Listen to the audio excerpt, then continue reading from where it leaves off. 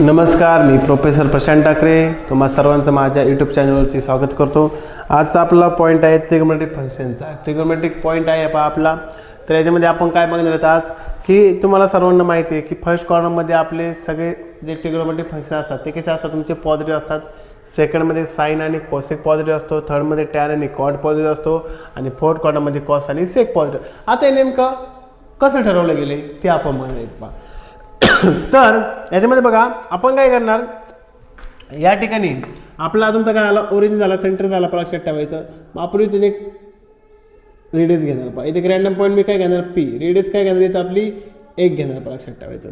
जर आपण इथे लंब टाकलं या ठिकाणी तर हा काय तुमचा राईट अँगल होणार, हा तुमचा अँगल होणार काही ना काही, ठीक आहे। मग तुमचा जर मी इथं घेतला तर हा काय राहणार तुमचा इथं कॉस थीटा राहणार आहे, हा काय राहणार तुमचा इथं साइन थीटा राहणार आहे। पण मग आपला एक्स कोऑर्डिनेट काय होणार आहे कॉस थीटा, वाय कोऑर्डिनेट काय होणार इथं साइन थीटा। एक्स कोऑर्डिनेट काय होणार तुमचा कॉस थीटा, वाय कोऑर्डिनेट काय होणार तुमचा साइन थीटा। आता तुम्हाला माहिती आहे रेसिप्रोकल माहित पाहिजे तुम्हाला आणि रिलेशन माहित पाहिजे। रेसिप्रोकल जर आपण विचार केला तर साइनचा रेसिप्रोकल असतो आपलं इथं कोसेक थीटा, नंतर कॉसचा असतो तुमचा सेक थीटा, ठीक आहे। टॅनचं रिलेशन काय असतं साइन अपॉन कॉस आणि कॉटचं रिलेशन असतं आपलं कॉस अपॉन साइन, ठीक आहे। मग आपल्याला रिलेशन माहित पाहिजे, हे आपल्याला रेसिप्रोकल माहित पाहिजे, लक्षात ठेवा, ठीक आहे। मग पहिल्याच्या मध्ये बघा आता हा काय तुमचा पॉझिटिव्ह एक्स ॲक्सिस, हा तुमचा काय आहे पॉझिटिव्ह वाय ॲक्सिस आहे। मग या ठिकाणी पॉझिटिव्ह काय कॉस देखील पॉझिटिव्ह आहे, साइन देखील पॉझिटिव्ह आहे। मग आपला साइन पॉझिटिव्ह कोसेक देखील पॉझिटिव्ह आहे, कॉस सेक देखील पॉझिटिव्ह आहे आणि साइन आणि कॉस पॉझिटिव्ह आहे देखील, टॅन देखील पॉझिटिव्ह आहे, ऑल्सो कॉट देखील पॉझिटिव्ह। अशा प्रकारे फर्स्ट क्वाड्रंट मध्ये आपले सगळे जे ट्रिगोनोमेट्रिक फॉर्म्युला आहेत किंवा फंक्शन आहेत ते सगळे काय होतात तुमचे पॉझिटिव्ह राहणार आहेत।